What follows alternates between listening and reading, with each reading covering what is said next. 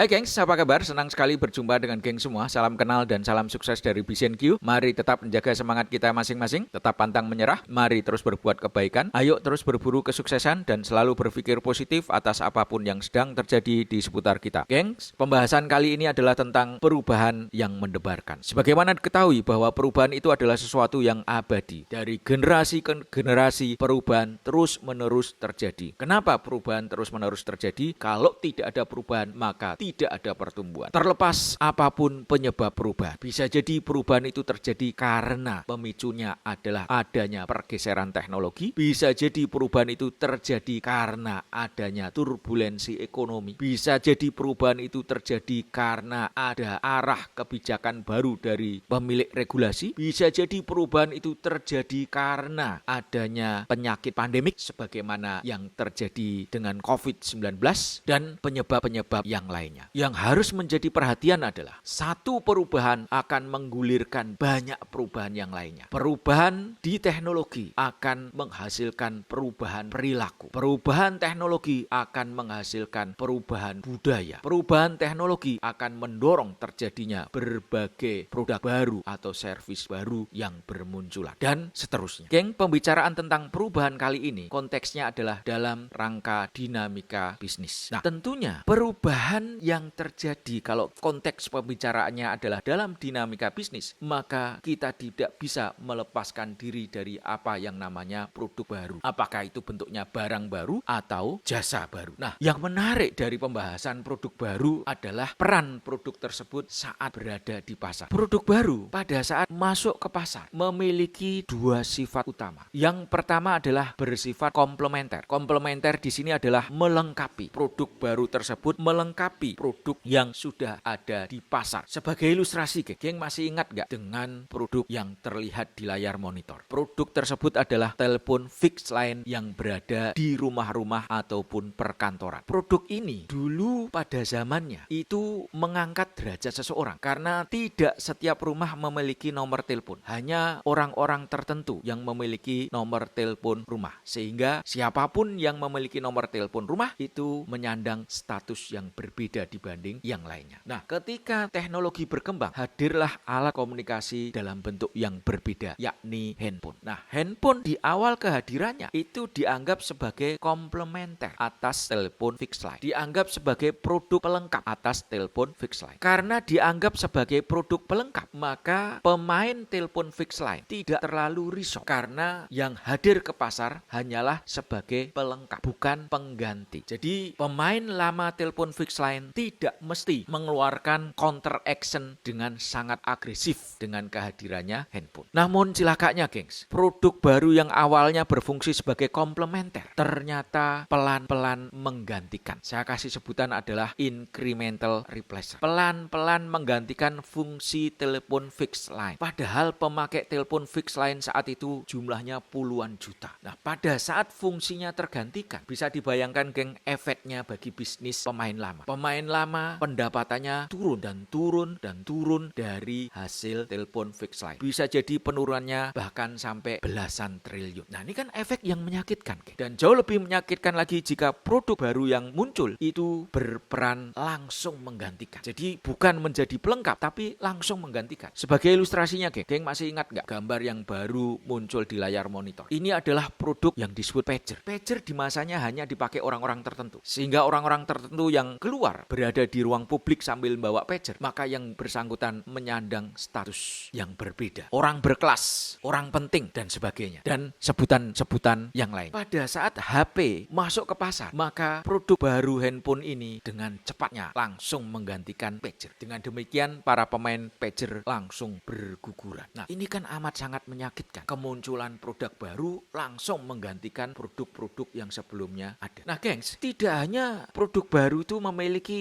dua sifat sebagaimana yang tadi sudah kita diskusikan, yakni komplementer ataukah direct replacer, menggantikan langsung. Kehadiran produk baru seiring dengan perkembangan perubahan yang luar biasa itu ternyata mengaburkan batasan kategori bisnis ataupun batasan kategori produk. Dan berikutnya lagi adalah karena batasan kategori bisnis, kategori produk itu sudah kabur, melebur dan lain sebagainya, maka tatanan bisnis menjadi berubah. Bahkan titik tertentu perubahannya sangat ekstrim. Nah, situasi ini sebetulnya Sebetulnya kan situasi yang amat sangat mendebarkan. Sebagai ilustrasi, geng, pada saat handphone berfungsi murni sebagai alat komunikasi, mereka memiliki segmen pasar tersendiri. Sesama alat komunikasi handphone bertarung di antara mereka di segmen pasar yang telah ditargetkan. Handphone disebut sebagai kategori produk telekomunikasi. Kalau kita bahas kategori yang lainnya, yakni kamera, tidak pernah bersinggungan dengan kategori yang namanya alat komunikasi. Kamera bergerak di kamera dengan segmen pasarnya, handphone bergerak di segmen pasar alat komunikasi. Dua segmen pasar ini tidak pernah bersentuhan. Demikian juga dengan yang namanya game gadget. Pemainnya adalah PlayStation, Sony, Nintendo, Xbox, dan lain-lainnya. Mereka bertarung di segmen pasar yang tidak bersentuhan dengan segmen pasar alat komunikasi dan juga tidak bersentuhan dengan segmen pasar kamera. Namun seiring dengan perkembangan waktu, pertempuran yang awalnya itu terpisah, mereka sengit bertempur di segmen pasar di kategori masing-masing. Ternyata batasan kategori produk, kategori bisnisnya menjadi hilang karena adanya perkembangan teknologi. Di mana handphone yang awalnya murni sebagai alat komunikasi ternyata bisa ditanamkan kamera di dalam. Dan di dalamnya juga ditanamkan banyak permainan. Akhirnya 3 kategori produk di segmen pasar yang berbeda akhirnya menyatu dan terjadilah pertempuran sengit di 3 kategori produk atau kategori bisnis yang sebelumnya berbeda. Dulu anak-anak, orang dewasa kalau pengen bermain game harus membeli salah satu dari konsol game yang ada. Apakah itu Nintendo, PS, atau Xbox. Sekarang punya alternatif. Gak perlu beli PS bisa main, hanya dengan HP. Dan sekarang HP juga harganya sangat bervariasi. Dari harga yang paling terjangkau hingga harga yang paling mahal. Dan semua di dalamnya ada game yang bisa dimainkan. Sehingga dulunya kalau PS, Xbox, Nintendo bertarung di antara mereka bertiga plus pemain yang lainnya, sekarang mereka harus bertarung melawan smartphone. Jadi pasarnya melebur menjadi satu. Pertarungannya makin sengit. Hingga di titik tertentu terjadilah korban. Dan pemain yang kuat pun bisa menjadi korban. Ini kan perubahan yang sangat mendebarkan. Kalau dulu kita berkompetisi itu siapa kompetitor kita sudah sangat jelas. Hanya berfokus di kategori bisnis di mana kita berada, disitulah kompetitor berkumpul bertarung dengan kita. Nah, perubahan yang saat ini semakin gak jelas lagi. Batasan kategori bisnis, batasan kategori produk melebur, gak karu-karuan. Siapa kompetitor kita tidak jelas. Di saat kita lagi memfokuskan energi kita untuk bertarung dengan kompetitor yang terlihat oleh kita, ternyata yang merusak tatanan bisnis adalah kompetitor yang tidak terlihat. Nah, ini kan sesuatu yang amat sangat mendebarkan. Ilustrasi yang lain, gengs, mengenai terjadinya peleburan batasan kategori bisnis ataupun kategori produk. Gengs, di zamannya ada kategori bisnis yang namanya transportasi publik. Konteksnya yang saya bicarakan di sini adalah taksi. Kategori transportasi publik taksi ini terpisah dengan kategori jasa pengiriman barang dan juga terpisah dengan kategori alat pembayaran ataupun alat transaksi. 3 kategori bisnis ini tidak pernah bersentuhan. Masing-masing berkonsentrasi untuk mengembangkan pasarnya. Namun seiring dengan perkembangan teknologi, muncullah yang namanya Uber, muncullah yang namanya Grab, muncullah namanya Gojek dan pemain-pemain lain. Nah, mereka ini meleburkan batasan kategori bisnis. Mereka meleburkan batasan kategori produk. Pemain-pemain tersebut tidak hanya bergerak di moda transportasi publik, namun juga secara bersamaan menggarap pasar jasa pengiriman barang. Dan mereka secara bersamaan juga merupakan alat transaksi, alat pembayaran. Awalnya berbeda kategori bisnisnya, bisa disatukan. Sehingga pemain-pemain lama cukup kaget dengan kemampuan pemain-pemain baru yang bisa membongkar tatanan bisnis, bisa meleburkan kategori bisnis yang sebelumnya sangat kaku, tidak tersentuh,